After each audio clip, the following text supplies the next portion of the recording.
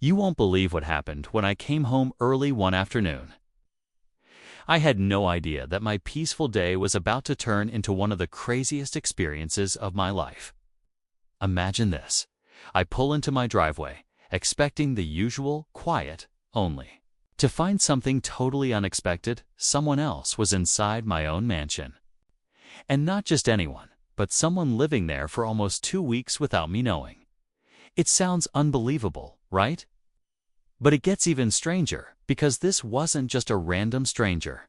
It was the HOA Karen from down the street, you know? The kind of person who always acts like they're in charge of everything, policing the neighborhood like it's their personal kingdom. From the moment I saw her face in my living room, I knew this was going to be more than just a simple misunderstanding. The tension in the air was thick. How did she even get in? Why would she stay so long? And most importantly, what was she planning? Things escalated quickly when she freaked out and called the cops as soon as she realized I was home early. Felt like some kind of twisted game, and I was caught right in the middle in this story. You'll meet me, the homeowner who thought everything was under control, and the infamous HOA Karen who crossed every line you could imagine. This isn't just about someone overstaying their welcome. It's about power, control, and how far people will go to make their point. I'm still trying to wrap my head around it all, and honestly, I wasn't prepared for what came next. So, stick around, because what happened after this is something you won't want to miss. The cops showed up, the neighborhood got involved, and the truth behind this strange situation started to unravel. But I'm not giving it all away just yet. Before I go any further, you should know a little bit about the neighborhood and how things usually go down here. This is one of those quiet, upscale communities where everyone knows each other, or at least thinks they do. The HOA is strict, and Karen has been the self-appointed enforcer for years. She's the type who complains about the tiniest things, from how people park their cars to the color of their mailboxes. Most people try to avoid her, but she always finds a way to get involved in everyone's business. So when I first met her, I figured she was just annoying, but harmless. But the moment I walked in and saw her inside my home, all that changed. For 2 whole weeks, Karen had been living in my mansion. No one knew why she didn't leave or even say anything. My neighbors were as shocked as I was when I told them. Also, I thought maybe I was joking at first. But the truth was, I had no clue how she even got past my security system or why she thought she had the right to stay. It wasn't just trespassing. It felt personal, like she was trying to send a message. I started piecing things together and realized she had been sneaking around the property, acting like she owned the place. There were times I noticed things slightly out of place, but I never imagined someone was actually living here. The more I thought about it, the more questions I had. Was she targeting me for some reason? Did she have a plan? And why did she? Call the cops the moment I showed up. With the police involved and Karen refusing to leave, the whole situation was spiraling fast. I felt like I was living in a nightmare where the lines between neighborly rules and outright invasion were blurred. There was definitely more to this story, and I was determined to find out what. But what I discovered next wasn't something I could have ever expected. As the days went on, the situation grew more complicated than I ever imagined. The HOA Karen wasn't just some random squatter. She seemed to have her own reasons for staying in my home. Reasons I couldn't quite figure out yet. I started talking to some neighbors, hoping to get a better understanding of what was really going on. Surprisingly, a few people admitted they had seen her lurking around my property even before she moved in. One neighbor mentioned how Karen had been complaining about me behind my back, saying I wasn't following the HOA rules properly. That made me wonder if this was her way of taking control or punishing me for something I didn't even realize. Meanwhile, the police visits kept coming, but without clear answers. Karen would insist she had every right to be there, citing things I never thought possible, like claiming I had broken some obscure fight. Only Ruby Kiss, Ollie rebides his heft. Only Ruby Kiss has the luxurious texture. I resize, and leaves a right, long-lasting color. Why Karen would insist C on long-last had. See it C if sees it in. When we remove ballot leaset. We will leave it sees, it's Cade. I will leave its plays at. By leave me, by me, with me, bequate, permide, K of leth, by no.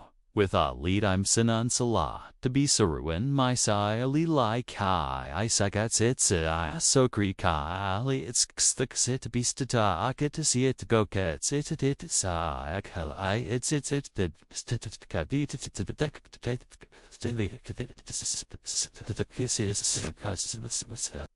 HOA rule, or that she was protecting the neighborhood in her own way. It felt like the lines between right and wrong were getting blurry. At the same time, the HOA board seemed hesitant to get involved directly, which only added to the tension. Some members quietly sided with Karen, while others wanted me to handle it myself. This split in the community made the whole situation feel even more personal and messy. Adding to the stress, I began noticing little things disappearing or being moved inside my mansion. Personal items, mail, even some documents. It was as if Karen was trying to erase my presence while making herself at home. The thought of someone invading my privacy this deeply was unsettling. And I couldn't help but wonder what her real goal was. Every conversation, every visit, every strange moment felt like a piece of a puzzle I hadn't yet solved.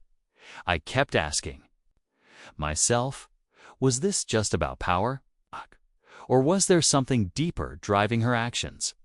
The tension was building, and I knew the next steps would be critical, but the truth was still hiding just out of reach. Days turned into what felt like endless waiting. Every moment filled with a mix of anger, confusion, and growing unease. Karen wasn't just living in my mansion. She was making herself impossible to ignore. The police visits became more frequent, each time more frustrating than the last. They'd come, ask questions, and leave without any real action because she twisted every situation to her advantage. It was like she had a script to keep me trapped in this nightmare, and no matter what I said or did, the scales never seemed to tip in my favor. I started spending nights awake, thinking about how she managed to outsmart the security systems, how she slipped past the guards, and most of all, why she felt so entitled to my home. My neighbors, once distant, now watched from their windows with a mix of curiosity and worry. Whispering behind closed doors, the HOA meetings grew heated, with Karen's supporters clashing with those who stood by me, and the whole community seemed to be caught in this storm of tension. Then came the moments that made my blood run cold. I noticed the front door unlocked one morning, and some of my personal things were missing. It wasn't just about possessions anymore. It felt like an invasion of my entire life. Every creak in the house, every shadow, made me question if I was truly safe under my own roof. I began documenting everything, preparing for the day I'd have to confront Karen or the authorities with proof of her trespassing and manipulation. But Karen, she acted like she owned the place, moving through my mansion with a confidence that made me question how deep this was going to go. The tension between us was at a breaking point, and the community was holding its breath, waiting to see what would happen next. The calm before the storm was over, and the moment of truth was closer than I ever wanted to admit. What would happen when the truth finally came out? I was about to find out, but not before facing some of the most intense moments of my life. Just when I thought things couldn't get any more intense, I stumbled on something that changed everything. While going through some of my security footage, hoping to find proof of Karen sneaking in or out, I noticed something I hadn't expected. There was a second person involved. Someone else had been coming and going from my mansion, and they were helping Karen. This wasn't just a random squatter or a lone troublemaker anymore. It was a planned invasion. The more I watched, the more it became clear that Karen wasn't acting alone. I started digging deeper, reaching out to neighbors and even checking public records, trying to figure out who this mystery person was. But no one seemed to know much, and the little information I got only made things murkier. It felt like a secret alliance was forming right under my nose, and I was the only one caught in the middle. This twist raised the stakes in a way I hadn't seen coming. Not only was my home invaded, but now I was dealing with a conspiracy that involved people I never expected. Meanwhile, Karen's behavior became even more brazen. She acted like she owned the place with a new sense of confidence, almost daring me to do something. The police visits turned into standoffs, and the HOA meetings grew even more divided. Some neighbors started taking sides. The day I decided to confront Karen and uncover the truth finally arrived. I had gathered all the evidence, security footage, witness statements, and the strange patterns of activity around my mansion. I wasn't going to let this situation drag on any longer. When I showed up at the house, I found Karen sitting calmly in the living room, acting like nothing was wrong. But this time, I had the police with me, ready to finally put an end to her unauthorized stay. As we began questioning her, the mystery of the second person came to light. Karen finally admitted that she wasn't acting alone. She had an accomplice helping her out of spite. A neighbor who had long-standing issues with me and the HOA. It was a bitter, personal vendetta disguised as some twisted form of neighborhood justice. Hearing this confirmed my suspicions that this was never just about HOA rules. It was about power, revenge, and control. But just when I thought it was over, Karen dropped a bombshell. She revealed that the entire ordeal was a distraction to cover up something far worse. Someone had been using my property as a base to hide stolen goods from a recent burglary in the area. The police immediately began a search of the property, uncovering hidden rooms and secret compartments that I never knew existed. It turned out Karen's plan was much bigger and darker than just invading my home.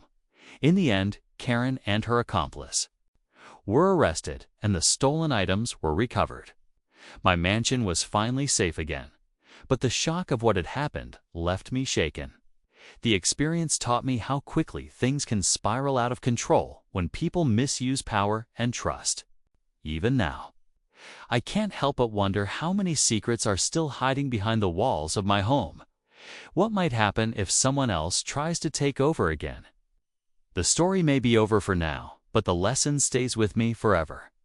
After the police arrested Karen and her accomplice, I finally felt a weight lift off my shoulders. The nightmare of someone living in my mansion without permission was over, but the experience left me with a lot to think about. It wasn't just about protecting my home. It was about being aware of how easily trust can be broken, even by people who seem to be part of the community. The stolen goods hidden in my house were a shock, and it made me realize that sometimes the dangers hiding in plain sight are far worse than we imagine. In the weeks that followed, I worked closely with the police and the HOA to make sure something like this could never happen again. Security was upgraded, and the neighborhood started talking about how important it is to stay vigilant and support each other, rather than letting fear or suspicion tear us apart. I also reached out to neighbors who were unsure about what to believe during the ordeal. We found strength in coming together. Even when tensions were high, this whole experience changed how I see the idea of community and home. A house is more than just a building. It's a place where safety and respect should come first. I learned that sometimes the people who seem the most invested in order can actually cause the biggest chaos when they cross the line. Karen's story is a warning about what happens when control turns into obsession, and why boundaries matter. Thank you for following along with this unbelievable story. If there's one thing I hope you take away from it, it's to always trust your instincts and protect what matters most. Homes are meant to be safe havens, not battlegrounds. Stay alert, stay kind, and don't let anyone make you feel powerless in your own space. The lessons I learned from this ordeal will stay with me forever. Hopefully, with you, too.